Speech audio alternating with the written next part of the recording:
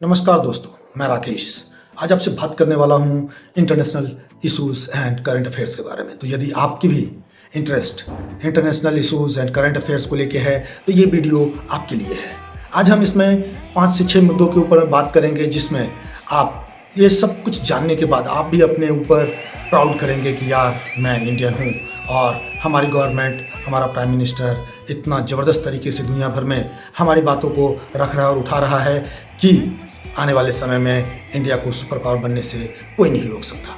तो जैसा कि आप सब ने देखा होगा कि मोदी जी ने मेलबर्न में जो उन्होंने कहा, ना तो वो कंसर्ट था, ना वो कोई बड़े पॉप सिंगर और बड़े पॉप स्टार का कोई वो इवेंट रहा हो, लेकिन मोदी जी के लिए जो वहाँ पे लोगों की भीड़ उमड़ी और जो लोगों के अंदर जुनून था उनसे मिलने का, उनको देखने का, उसके कायल वहाँ के जो ऑस्ट्रेलिया के प्राइम मिनिस्टर थे वो भी हो गए। जब मोदी जी ने बोला कि सारे लोग अपने अपने मोबाइल के लाइट्स को ऑन करके इनको सम्मान दीजिए, तो उस बात को लेकर के वो इतने खुश हुए और इतना इम्प्रेस्ड हुए, आप मतलब देख के समझ सकते हैं कि क्या चीज़ था। यही ऑस्ट्रेलिया 2012 में इंडिया को न्यूक्लियर पावर देने से, न्यूक्लियर एनर्जी के लिए जो यूरेनियम मिलना चाहिए था, जो हम एग्रीमेंट कर रहे थे, उसके लिए मना कर दिया था, क्योंकि हम लोग एनपीटी के मेंबर्स नहीं हैं, हमने एनपीटी पे साइन नहीं किया है। लेकिन समय देखिए और लीडरशिप देखिए, आज 14 साल बाद वही ऑस्ट्रेलिया हमें अब आगे आकर के यूरेनियम देने के लिए रेडी है और वो दे रहा है। सिर्फ फर्क और बदलाव इतना है कि आपने एक सही वोट सही जगह पे दिया और आपने एक सही सरकार को चुन के आगे रखा। तो ये तो था मेलबर्न की कहानी। अब आगे देखिए, पाकिस्तान ने धमकी दिया है कि यूएस और इजराइल यदि पाकिस्तान के ऊपर अटैक करता है तो चूंकि पाकिस्तान की इतनी औकात है नहीं कि उसके मिसाइल इजराइल और यूएस को छू भी सके, तो वो इंडिया के ऊपर हमला करेगा। अरे बेटा, तुम इंडिया से पैदा हुए हो, तुम बेटे की तरह बिहेव करो। तुम्हारे पास इतनी औकात नहीं है कि तुम इंडिया की भी धरती को छू सको, और वो तुमने ऑपरेशन सिंदूर 1 में देख लिया है और गिड़गिड़ाते हुए आए थे इंडिया कि तुम यार ये सीज फायर कर लो, ये जो अटैक कर रहे हो इसको बंद करो, और फिर अपने आप को फील्ड मार्शल और क्या क्या घोषित कर दिया। लेकिन उसका दर्द आज तक भी तुम्हारे पिछवाड़े से हटा नहीं है कि आज भी तुम अपने जो तुम्हारे नूर खान एयरबेस और बाकी जो एयरबेस थे जो न्यूक्लियर एसेट वाले, उस सबको रिपेयर ही करवा रहे हो। उसके लिए तुम नए नए जो टेंडर होता है वो निकाल रहे हो रिपेयरिंग के लिए। तो ये सारी चीज़ें हैं, लेकिन इसमें एक और नया ट्विस्ट आया है, जिसमें ऐसा बताया जा रहा है, पाकिस्तान की मीडिया ऐसी बता रही है कि जो पाकिस्तान का आईएसआई का जो चीफ है वही रॉ का एजेंट है।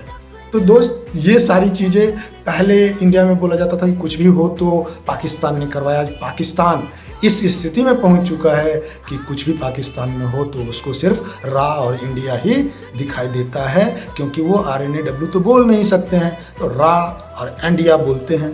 तो यही सारी चीज़ें हैं। लेकिन इसमें जो पाकिस्तान जिसका पिछलग्गू बनने की कोशिश करता है, और वो है चाइना, तो चाइना भी इसमें कूद पड़ा है। और जो इंडस वाटर ट्रीटी को लेकर के जो इंडिया ने अपनी शक्ति बरती हुई है, उसको काउंटर करने के लिए चाइना का एक पॉलिटिकल एनालिसिस्ट, जो सो कॉल्ड पॉलिटिकल एनालिसिस्ट बोला जा रहा है, उसने बोला है कि ब्रह्मपुत्र का रिवर का जो फ्लो है वो चाइना भी रोक सकता है।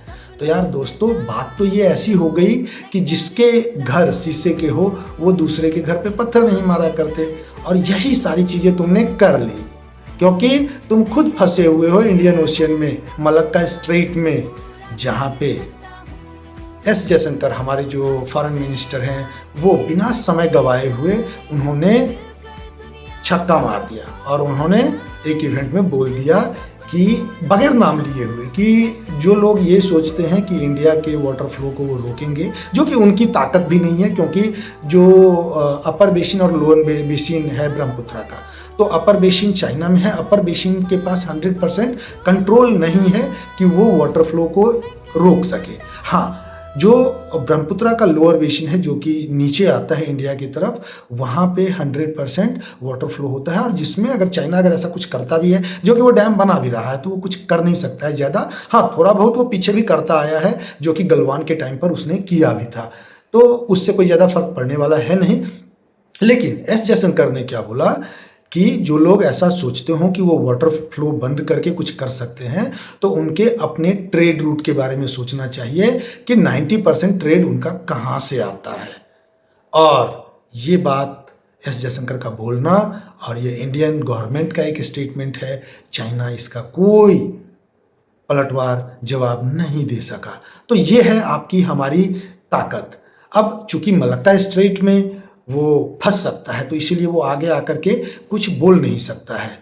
अब इसमें एक और डेवलपमेंट इंटरनेशनल लेवल पे हुआ है, जहाँ पे ट्रंप ने, यूएस प्रेसिडेंट ने कहा कि नाटो यूएस के बगैर कुछ भी नहीं है।